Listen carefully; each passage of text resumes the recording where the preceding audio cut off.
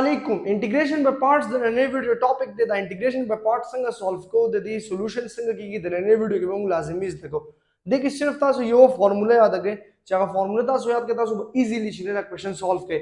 ا فارموله څه ته وګورئ، انټیګریشن باي پارټس. باي پارټس چې دی کنه دا به موږ پروډکټ ته وایو. صحیح ده، پروډکټ مطلب دی کې دوه فنکشنز دي، دریم وی څلورم وی، خو زه ته دوه لایز زده کوم. انټیګریشن ګوره فرست فنکشن اف اف ایکس او جی اف ایکس لکه دوه فنکشن کده سی وی بهم ټیک نو کوورته فرست فنکشن لکه آی and 2i د سیم ته دا فارموله یادول دي. دا فارموله چې ته یاد کړې کنه ته به ایزیلی دا سوال سولف کولای شي. نو زه ته د دې فارمولې زده کوم. ګوره چې کله دوه فنکشن لیکل لکه یو دوه په مینس کې ډاټ وي، دا به فرست فنکشن اومده سی لیکي، سیکنډ فنکشن باندې به ته انټیګریشن والے ماینس صحیح ده، دلته به ماینس راشي، هول انټیګریشن به راشي تاسو سره بریکټ کې دنه به د فرست چې کوم فنکشن دی کنه دا غي به ډیریویټیو راشي، دا غي به سره راشي ډیریویټیو، او د سیکنډ به اگین انټیګریشن واخلي. صحیح ده، د سیکنډ به انټیګریشن او هول بریکټ کلوز. په دې خبره باندې ځان پوهه چې کله دا شی وینو ته به دا کار کوي لکه فرست فنکشن ایز اټ از انټیګریشن سیکنډ فنکشنز ماینس هول انټیګریشن فرست فنکشن ډیریویټیو د سیکنډ انټیګریشن.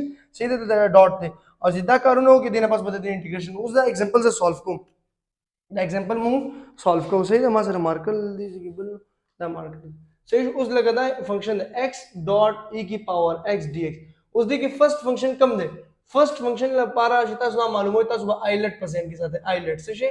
آی نه مطلب انورس، ٹھیک شو، ال نه مطلب log، ا نه مطلب الجبرا، ټ نه مطلب ټریگنومیټرک، ای نه مطلب ایکسپوننٹ. اوس ایکسپوننٹ ما سره اخر کې دا سیکنډ فنکشن دی، الجبرا ما سره په دریم نمبر دی، دا فرست فنکشن دی. نو دلته فرست فنکشن دا دی، سیکنډ فنکشن دا دی. نو موږ به څنګه فارموله لیکو چې فرست فنکشن ایز اټ از، فرست ایز اټ از integration of second minus whole integration first function derivative به واخلي. صحیح ده، integration again دا bracket کې دنه. صحیح ده، integration of second bracket close or dx. دا د دې فارموله مولا بولا. فارموله یاد ساتئ، first function as it is integration of second minus first function derivative integration of second. صحیح شو. نو x as it is e کی پاور x انټیګریشن څه وي، e کی پاور x dx، د دې انټیګریشن وي e کی پاور x او د فنکشن چې کوم ویلیو وي هغه موږ لاندې لیکو. نو x ډیریویټیو چې موږ والو هغه موږ لاندې لیکو.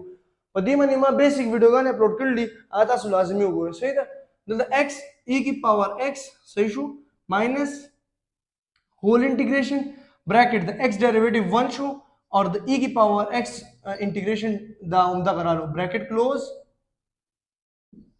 dx is equal to x e کی پاور x ماینس دا چې دې سره ملټیپلای شنو e کی پاور x او dx براشي.